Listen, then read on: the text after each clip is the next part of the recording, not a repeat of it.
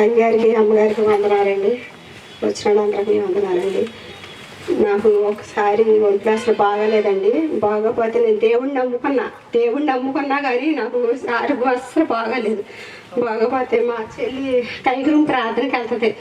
ఆవిడ అందే మా అక్క వచ్చి మా సీతామహాలక్ష్మికి ఫోన్ చేసి కైగురం ప్రార్థనకి వెళ్ళు అన్నది. అంటే నేను అన్నాను, అక్కని ప్రార్థనకి వెళ్తున్నాను ఇక్కడ, ఇంకా అక్కడికి వెళ్ళకపోతే ఏమైంది అక్క అంటే, కాదు నువ్వు అక్కడికి వెళ్ళు, అక్కడ అయ్యగారు బాగా చేస్తున్నారంట ప్రార్థన అని అంది. అంటే నేను వెళ్ళానండి.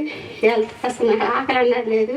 అయ్యగారితో ప్రార్థన చేపించుకొని నేను గాలి శాఖలు ఉన్నాయని చెప్పారు అయ్యగారు. 7 వారాలు రావాలన్నారు. 7 వారాలు మానుకోకుండా నేను వెళ్ళానండి. అసలు ఆకలి చచ్చిపోయిన ఆకలి నాకు టీవీ కానీ అలాంటివి కానీ వచ్చిందేమని పరిష్కారం చేర్చుకున్నాను. అదేమీ లేదని వచ్చింది నాకు. వస్తే 7 వారాలు కూడా నేను ఆటంకం లేకోకుండా నేను వెళ్ళాను అక్కడికి. అయితే నా భర్త కూడా అక్కడికి వెళ్ళకపోతే ఏమింది ఇక్కడికి వెళ్తున్నావుగా అన్నారు. అయినా నేను మానుకోకుండా 7 వారాలు వెళ్ళాను. వెళ్ళాక బిడ్డలు లేని వాళ్ళకి పొళ్ళు ఇస్తున్నారు. అక్కడ పొళ్ళు ఇస్తుంటే మా మేనగోళ్ళకి పెళ్ళయి సంవత్సరం అయింది. సంవత్సరం అయితే నెలబొడగలు వచ్చి పాపం పిల్లకి పెళ్ళయి ఒక 5 నెలలు బాగా ఉన్నాయి. అక్కడి నుంచి నెలసార్లు కూడా సరిగ్గా రాట్లే. కాబట్టి అక్కడ మా సీతామహాలక్ష్మి పక్కన కూర్చొని అక్క సుప్రీకి పొడి తీసుకుంటే అంటే అమ్మ నేను వెళ్ళి తీసుకుంటే ఏమంటారో పాస్టర్ గారు, నాకు భయం వేస్తుంది లైన్లో నుంచుంటాయి. అయితే వెళ్ళి పొడి తీసుకున్నానండి.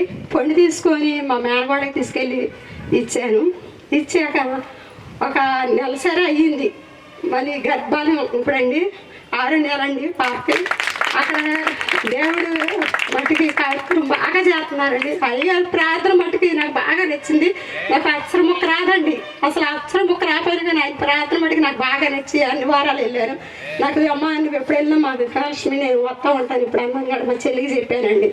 అలాగే మా మేనగోళ్ళు కూడా పొద్దున వచ్చేటప్పుడు కూడా అత్తతో కూడా చెప్పు, నాకు గర్భాలన్నీ ఇచ్చాడు అక్కడికి వెళ్ళాక పొడి తీసుకొచ్చి ఇచ్చావు అత్త అని ఉంది. అలాగే చెప్తాను అన్నానండి. దేవుడే మాకు సాక్షి దేవుడు దీవించారు.